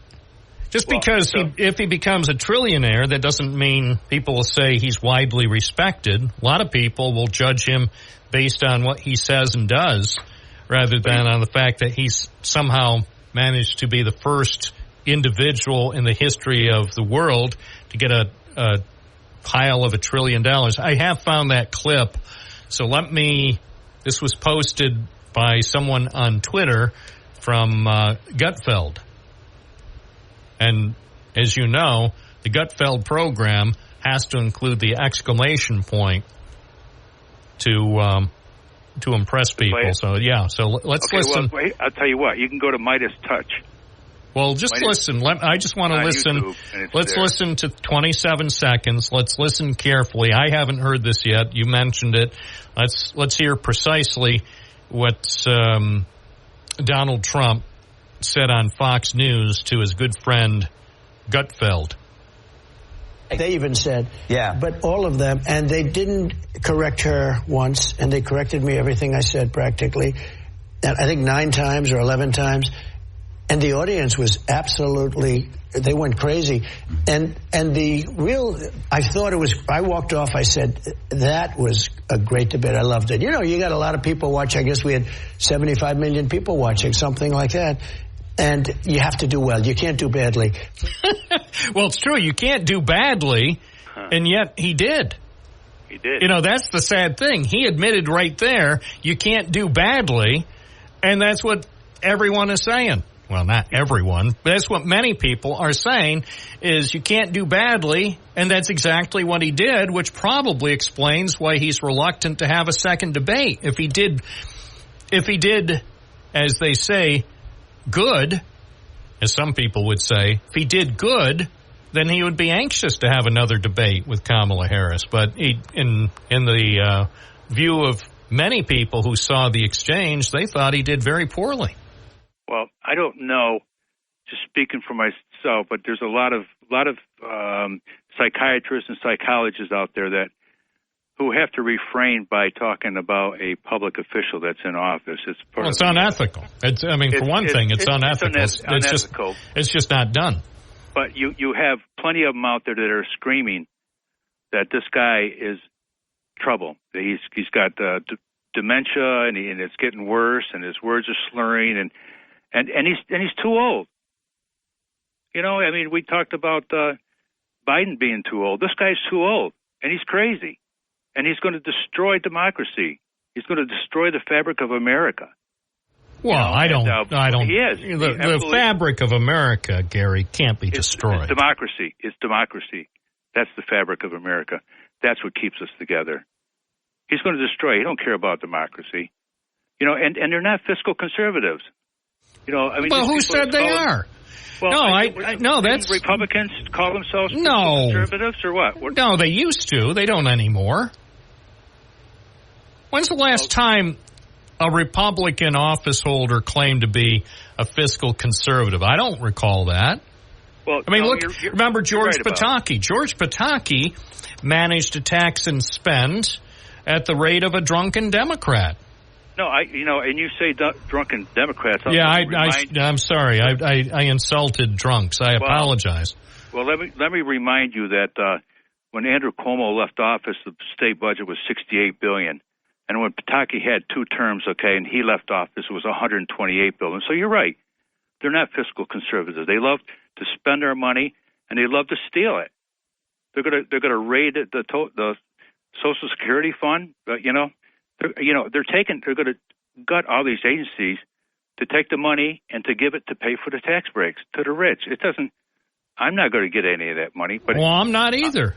But right, nobody said life was fair. Why are we giving tax breaks? Why are we giving tax breaks when he says that the economy is in shambles and this is going to happen and this and that and this and that, and it's the worst. Everything is dire straits here. And then as soon as I get in office, I'm going to give a tax break to the rich. It's going to make everything better. Well, that's no surprise. I didn't say it's a good idea, but I'm unsurprised. Appreciate your call. Right. Thank you. It's 11:21 WNBF. So what's your opinion? What did you think when you saw Donald Trump being fact-checked and all that on the ABC News debate? Handled professionally, of course, by Lindsey Davis and David Muir. When you saw that, did the audience go wild? Because I was watching with a focus group. I was in a focus group in Edwell, and we were really focused on everything going on in the debate, and none of us saw any audience at all, and there was absolutely no indication of anyone at the debate site going wild. Unlike on January 6th of 2021, when some of the Republican candidates' supporters did take him at his word that it would be wild. And they went wild. And they went into the Capitol. And they committed the crimes. 607-772-1290. Bob Joseph. One of the most interesting programs ever on WNBF. As we return to the busy phones, Rob in Port Crane, you're on the air.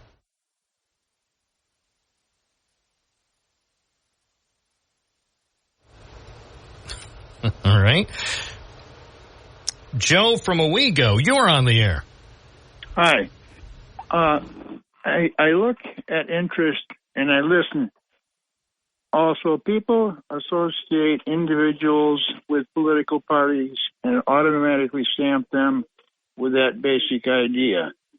Keeping that in mind, candidate Riley indicated that he was in favor of closing the border and generating a significant quantity of control relative to the immigrant situation.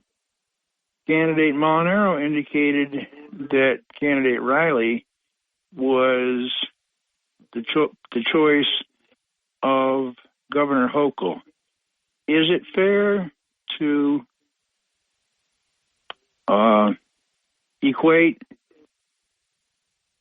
candidate Riley's presumed philosophy in Washington as the same as the governor of New York? Because if it is, he's going to have a major issue with controlling the border and her philosophy of sanctuarity or sanctuary cities or whatever that is.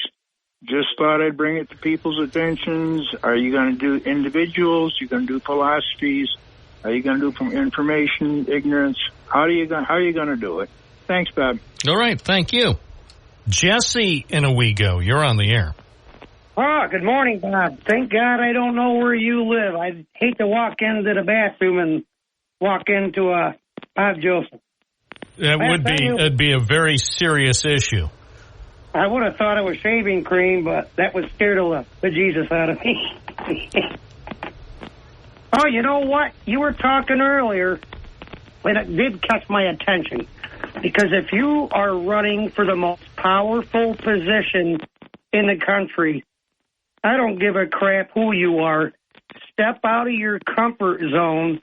You got to put your feet in the fire sometimes and go to, I don't know if you want to call it the enemy side or what. But it's not the enemy side. This gets back to the point I was making earlier. So Kamala Harris does a love fest with Oprah. Hey, that's all well and good. So tonight, Kamala Harris ought to do the same amount of time with Sean Hannity or Dan Bongino. Go and show what you have. If you want to be president, Kamala Harris, go and talk with Tucker Carlson for 2 hours. Don't do one night with Oprah and then take Friday night off. Show us you have the power, the ability, the intelligence to field questions even from someone who's not one of your supporters. Well, yes, because here's the biggest thing, Bob. When it comes to me voting, I go by policy only. I don't go by parties. I want to know what is going to be the best and the most beneficial to our country. But if I don't hear your policies and you're both not getting out there and getting anything out, it makes me wonder, who do I really want to vote for if you're remaining silent and talking to your friends? Right. And the same with Donald Trump. Don't limit all of your interviews to Sean Hannity and Dan Bongino and Mark Levin and Tucker Carlson and Elon Musk. Go out and show some courage. Show us what you got, man. Go to Rachel Maddow or Morning Joe or somebody who is not one of your boosters and say, hey, ask me the tough questions. I'm here. I'm a tough guy. You go ahead and ask me the toughest questions you have because I'm prepared to answer your tough questions because I'm prepared to deal with people like Putin and Kim Jong-un and even Justin Trudeau. Well, if they're very serious, just switch sides.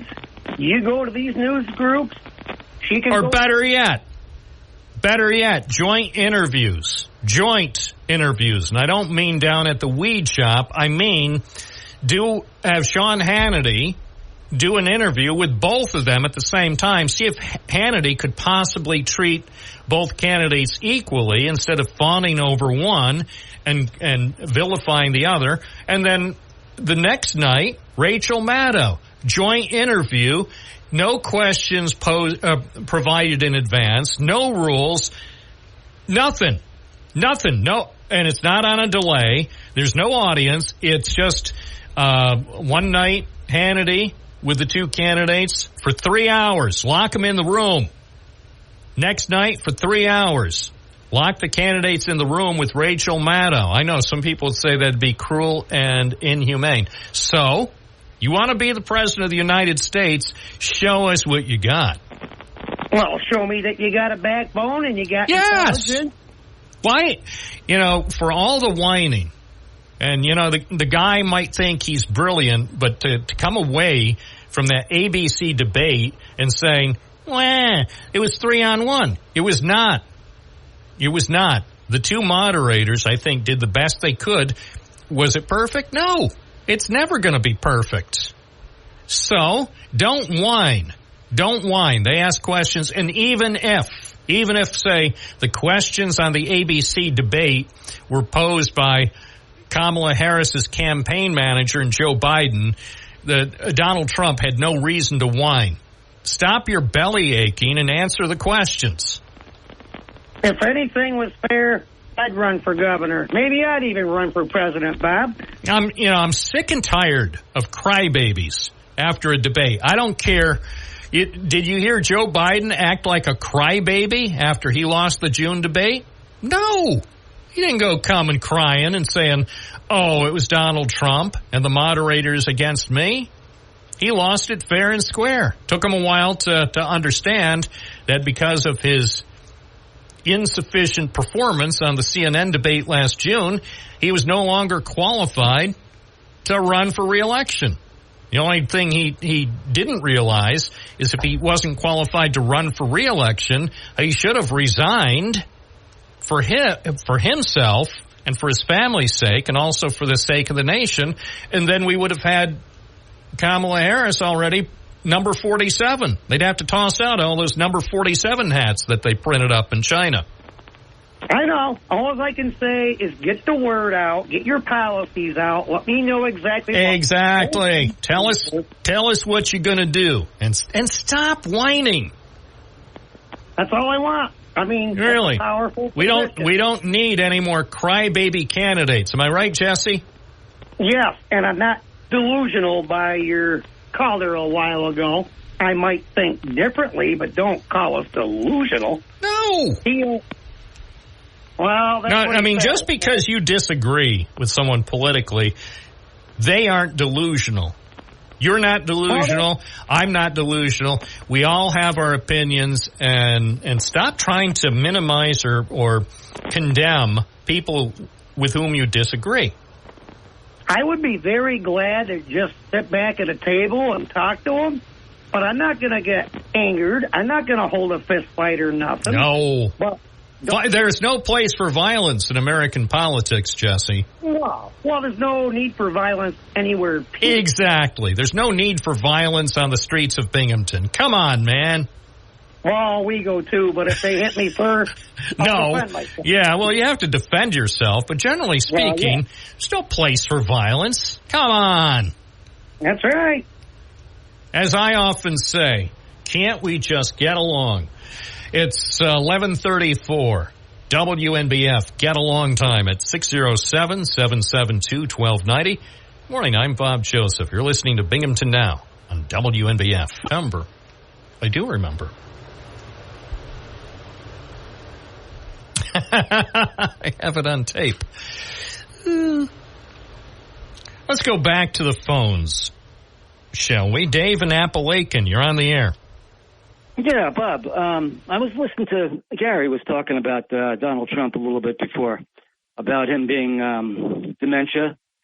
Donald Trump is a psychopath, and I wouldn't go that far. Let's refrain from calling the former president of the United States that. Have you ever listened to Mary Trump talk about her uncle? I have. But, if you want to use that harsh language about Donald Trump, then call in to Dan Bongino. Show a little respect. So you're defending? No, I don't defend him. I'm saying don't use that word about Donald Trump. You're saying the way he acts is normal? I didn't say that. You exercise a certain amount of restraint. So maybe he's imperfect. Maybe he is. But who isn't? He's beyond imperfect. Oh, I wouldn't go that far. We're not going to be casting stones from any glass house. Hey, he's doing the best he can. So you're defending the fact that he said that the Haitians are eating the people's pets? Hey, I'm defending his right to say it. I didn't say it's true. A lot of people lie. But this is coming out of his brain. Well, then, I don't know. We're not privy to every aspect of this guy's persona. Yeah, we've seen a lot, but just because we've seen a lot of him on TV doesn't mean we can diagnose him from afar. We could say...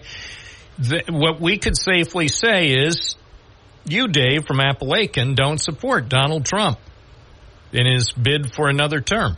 No. I support a person that's sane. Okay. I support that statement, too. I agree with you.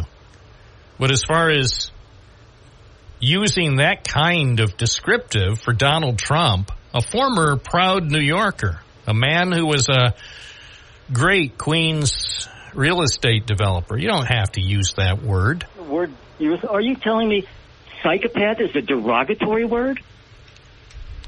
Well, think about it. When's the last time somebody has used that word in a flattering description of someone? I mean, seriously, come on. Let's show a little bit of human decency.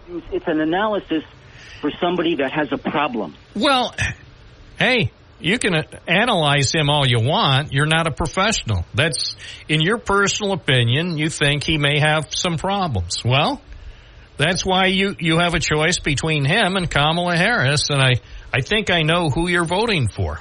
You don't have to say, because it's a free country, but based on everything you said, I believe you're leaning to probably supporting the Democratic candidate.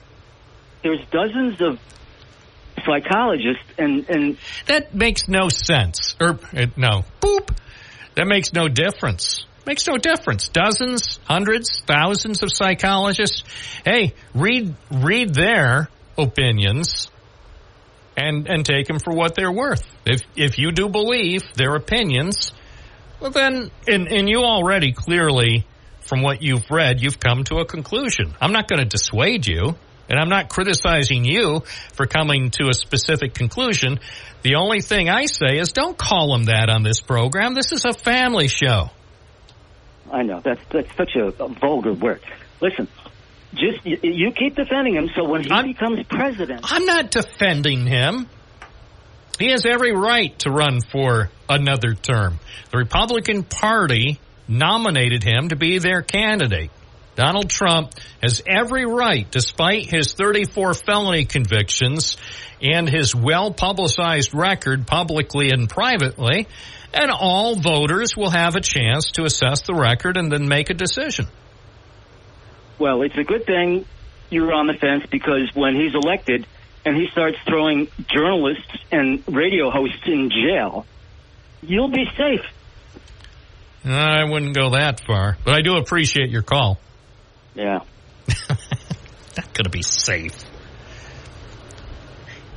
He's got hours and hours. Well, not he personally. His supporters may have access to hours and hours of this program, so I wouldn't go so far as to say that I'll be safe. I'm not sure. I hope I'll be safe, but hey, if I suddenly disappear without a trace, I'll allow you to jump to your own conclusions. It's 11:43 here at WNBF. Good morning. You're on the air. What's your first name? Where are you calling from? Hello? Yes. Yes, indeed. What's your first name? Where are you calling from? Gary on the west side. Morning. What's on your mind, Gary? Yellow. Well, I think you'd get out of jail pretty quick, Bob. You'd make bail. I'm pretty sure you would make bail if they put you in jail, because that's what they do with people now. So you'd be right out, right again. Yeah, posting. I'm confident. That's what I like about the New York justice system. They can haul me in, take me to the central arraignment facility, take a couple of nice shots to release to the media, and before you know it, I'm out to host again. I think Donald Trump made a mistake when he began his reelection campaign. If he would have just said, oh, you know what, I lost the election, we're going to move on, I'm going to do my best from now on and go. But he can't do that now, because the lie has been going for so long that he just can't say now, hey, you know what, I lost the election, but, let's just do this fair and square and see where it goes. I mean, he just can't do that now, and that's too bad for him. It is too bad, because I still maintain he could have won the election in 2020 if only he had behaved himself. And I'll go, I agree with your assessment. If only he had behaved himself over the last 6 months, he also would have, I think, easily defeated Joe Biden and even easily defeated Kamala Harris. If only he listened to his advisors, who I'm sure told him, just behave like a president. After after you secure your second term, then you can do whatever you want, because there will be absolutely, positively no accountability, because you can't run for a third term. So mind your P's and Q's, act like you're presidential. And he could do it because he's been on TV. He's an actor. We saw him on TV, or some people watched that. I never did, but people saw it on the NBC network that he's a great TV actor. And he could have done it. And if he did it, I can almost guarantee he would have won a second term. But to your point, he's incapable. Even for 6 months, just behaving like a normal person who shows respect to others, including to his opponents. If he had done that, what if he apologized? What if he called up that journalist who he degraded? What did you say? I know. I thought you said he apologized. Yeah, well, that's the thing. Now, having said that, let's face it, if suddenly we had been treated, say, starting last March to Trump 2.0, and everybody, his supporters, his opponents, everybody in this country and around the world noticed a clear difference in his public and private behavior, well, of course, the naysayers, the nattering nabobs who don't like Trump to begin with, would be quick to call to everyone's attention. Oh, this is just an act. You can't believe him. He's just following advice from smart political advisors to behave like a normal candidate just between now and November 5th. So after he has his second term, then he can just run amok and become the dictator that some people think he'll be. He could have done it. He could have. There's a lot of fear, Bob. Like people, if Trump gets elected, he's going to be a dictator. He's just going to throw everybody in jail. He's going to get rid of. Yeah, that's not what's going to happen. It's just not. He's already president. He didn't do that. Will he now? Who knows? When he got elected the first time, if you remember, he was the outsider. He was the non-politician. He was the businessman. He knew how to run things. He could change things. He could do this. He could drain the swamp. He could get rid of all of these people. He could get new health care that the Republicans have never come up with. In how long has it been? They can't come up with a health care plan for the United States of America? I mean, come on. Give me a break. But, he still could win. He has a big fan base. He really does. And we'll see where it goes. Who knows? One of your callers mentioned that, I am not voting for either one, and that, I kind of like Robert F. Kennedy. And if Robert F. Kennedy went to Donald Trump, well, then, logically, then I should go to Donald Trump. But the thing is that Robert F. Kennedy's looking for a job now, right? So he realized, I can't win. All right, what am I going to do? Am I going to support the Democrats? What are they going to give me? They're not going to give me nothing because they don't like me. They don't want me around. I'll go to Donald Trump. Oh, Donald Trump will take me. All right, so I could work in his cabinet somewhere. That's why he's doing it. So that now I've lost total interest in him because, he's selling out. He's totally just selling out. So, Bob, it's going to be won by independent voters like you and me. All right. That's exactly true. That's exactly really true. Will. The registered Democrats and Republicans ultimately aren't going to be the deciding factor in this election. Correct. Yeah, and that's what it's going to come down to, and who can convince the independent voters to vote for them. However it turns out, it's instead of voting for the individual, maybe we should just consider, all right, so what are the Republican values and what are the Democratic values, and just vote for that, because basically that's what you're going to get anyway. We've discussed this before.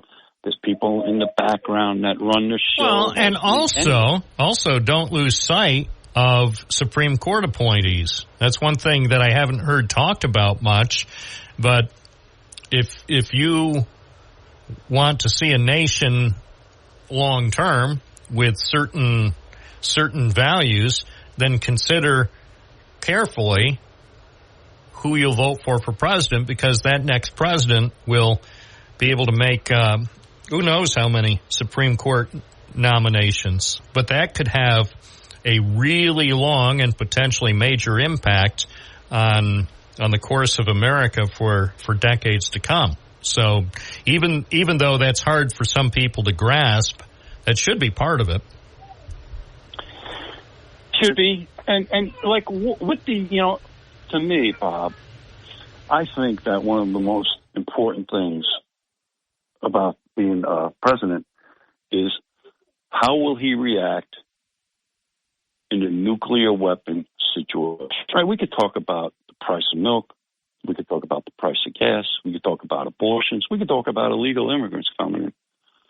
But if you've got somebody that isn't stable, that is in control of a nuclear weapon, Bob, that's a depressing thing. Nuclear weapons are depressing. If they hit New York City, guess what? Binghamton is going to be gone too. It'll be a wasteland. If they just, I know, because people don't realize what a nuclear bomb can do. They just don't realize how destructive it is. This is always in the background, and I think it's very important. Well, it is very important. It is. I can deal with the price of milk or the price of gas, but I can't deal with a nuclear war. Milk. Yeah, I know. All right. Well, that's what I got. Take care. Have a good weekend. You too. It's 11:51 at WNBF. Doug Emhoff. He is married to a woman who may be president soon. Think about it. Kamala Harris could be sworn in 4 months from today. So her spouse, Doug Emhoff, spoke with the ABC News. He responded to comments from Arkansas Governor Sarah Huckabee Sanders that Kamala Harris lacks humility because she does not have biological children of her own. It's appalling for somebody who is in a position of leadership like the governor to say something so repulsive and so out of touch. Sarah Huckabee Sanders. Out of touch. Out of touch. According to Doug Emhoff.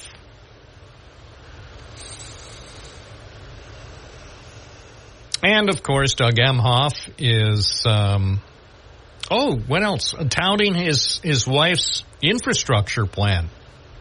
That's nice. I think we need more money to improve the nation's infrastructure. On the infrastructure piece, you're seeing the effect just driving around the country, bridges, roads, tunnels, airports, broadband. So all that is going to continue and expand. And what else about Sarah Huckabee Sanders? Well, Doug Emhoff had more to say about Sarah Huckabee Sanders. Not only on the one, mispronouncing her name, which is disrespectful. She knows what her name is. And then two, as if you need to have your own biological children to be humble. But then then to say as if women should be humble. Yeah. Well, I commend him for defending his spouse from these senseless attacks. And then, of course, the ongoing effort to mispronounce the candidate's name.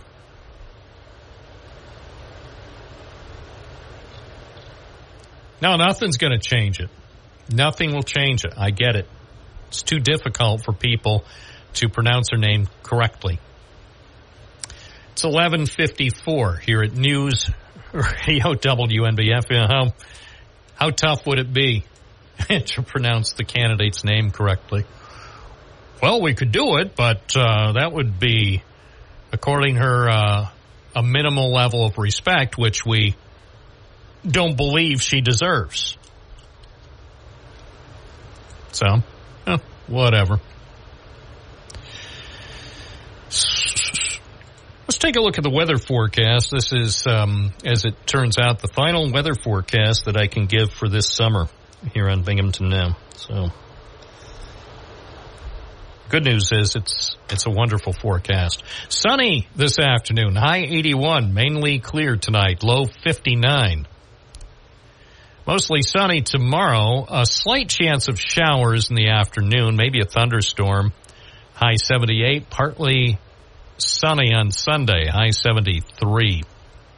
And right now, it is 74 in downtown Binghamton. That's 23 Celsius. And the air quality, they say, is moderate.